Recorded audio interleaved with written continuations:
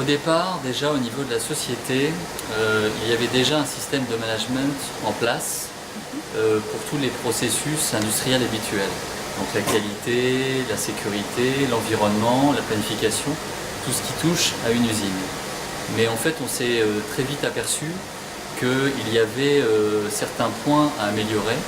Premier point, le fait qu'il n'y avait pas forcément par le système de management en place un pilotage de ce système au sens indicateur, au sens KPI, qui est un terme plus usité.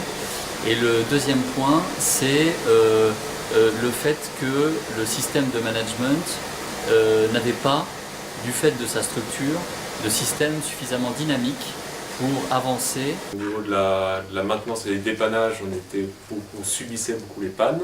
Oui. Et puis on ne verrouillait pas les actions qui étaient mises en œuvre.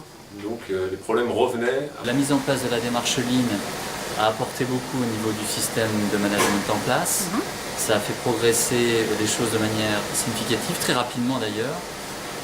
Et donc ça a fait évoluer sur plusieurs items. Déjà, très rapidement, les résultats ont été mesurés.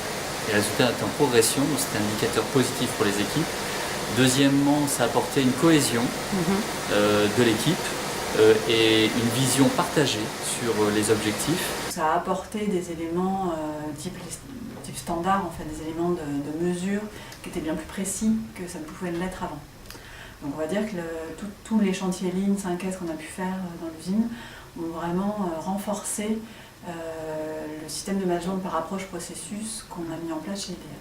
Quand on mettait en place les standards, par exemple, quels qu'ils soient, ce soit en adéquation avec le système de management de la qualité, les procédures, les modes opératoires, les fiches d'instruction, etc.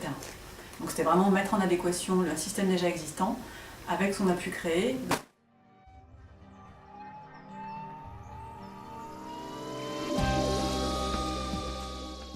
L'implication est très importante du comité de direction et des managers. C'est globalement une clé de voûte pour que cette démarche aboutisse. Tout changement, il faut l'expliquer. Donc une démarche Lean passe par une phase de communication. Une communication très importante pour expliquer quelle est la méthode, comment on va y aboutir, quels sont les moyens qu'on se donne. C'était bien accepté. Il y a là toujours la première phase de découverte, la phase de digestion.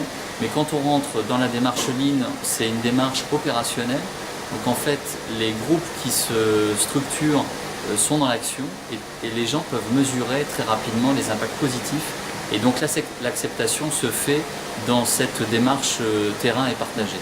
Le Lean, c'est jamais terminé, ça ne fait qu'avancer.